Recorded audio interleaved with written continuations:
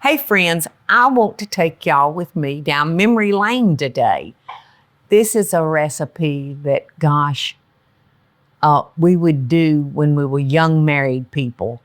And we'd save up our money to buy a steak, and then we would do our Saturday night Vidalia onions.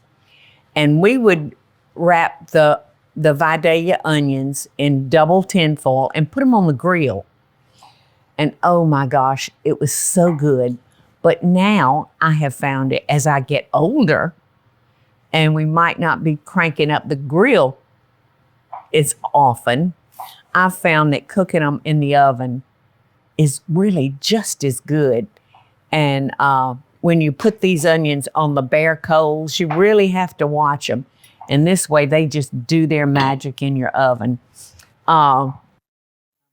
I want to show y'all, which one was it?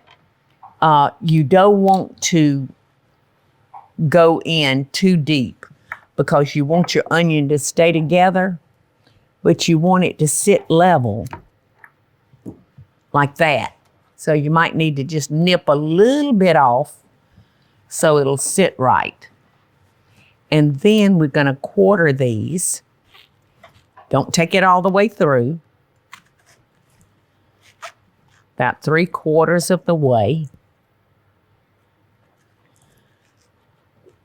So you can kind of pull it apart a little bit. Just want to be careful that, like I said, that you don't cut it in half. I cooked some of these the other night for Michael and me, and gosh, we almost ate ourselves silly.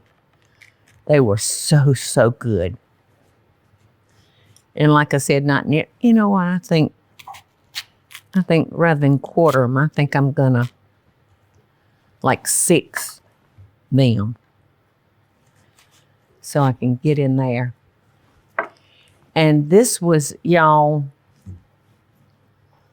before there was such a thing as wet bases. You would put a bouillon cube in the middle. Well, the wet bases, to me, are so much better than the bouillon cube. They're certainly richer. But you can just put these in your oven and forget about it, and let your husband do the grilling of the steak while you're cooking these onions in the house. And these Vidalias, they're young and firm.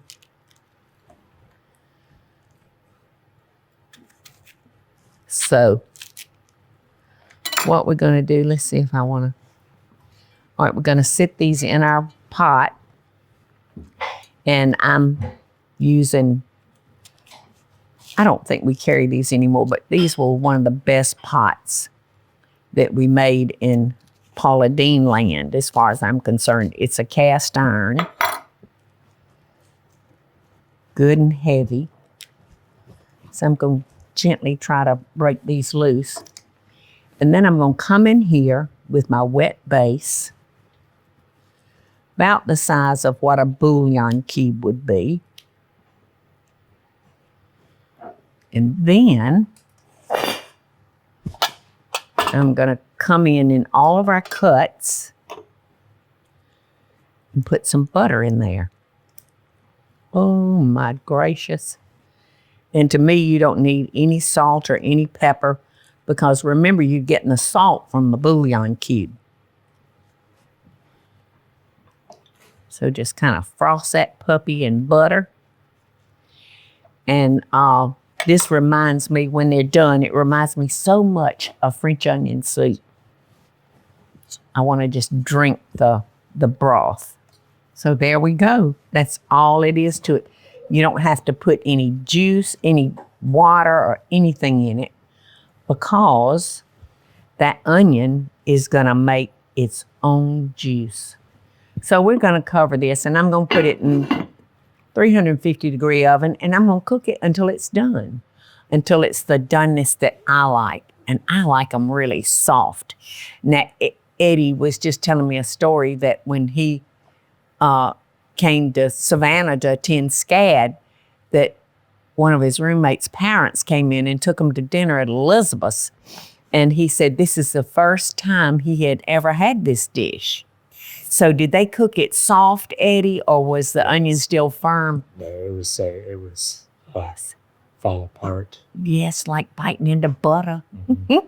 So I never knew that Elizabeth's, oh, thank you, Teresa, had such a comfort food on their menu as an appetizer.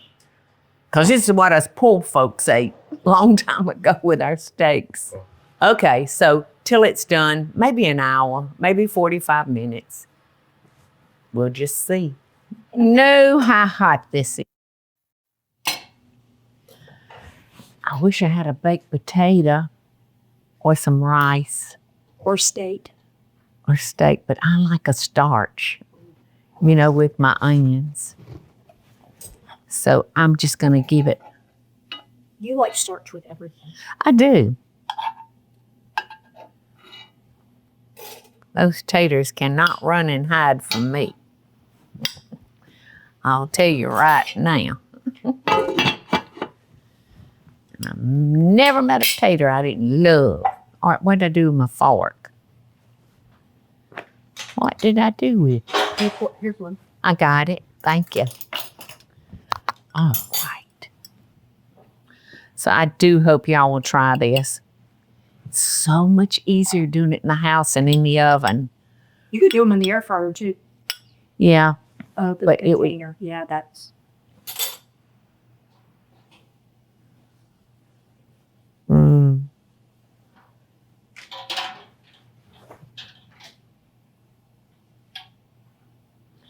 I didn't even have to chew that, y'all. It was like putting a chunk of butter in my mouth. It was that soft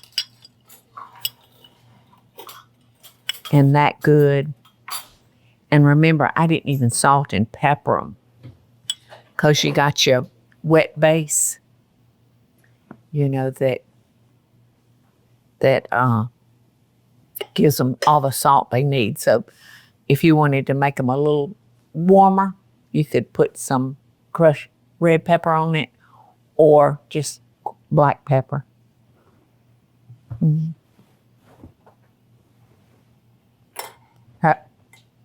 Have and get a fork, Teresa, and taste it. Oh, I mean now, before I eat it all. Well, no, there's plenty. I know it, but I just want you to taste it once.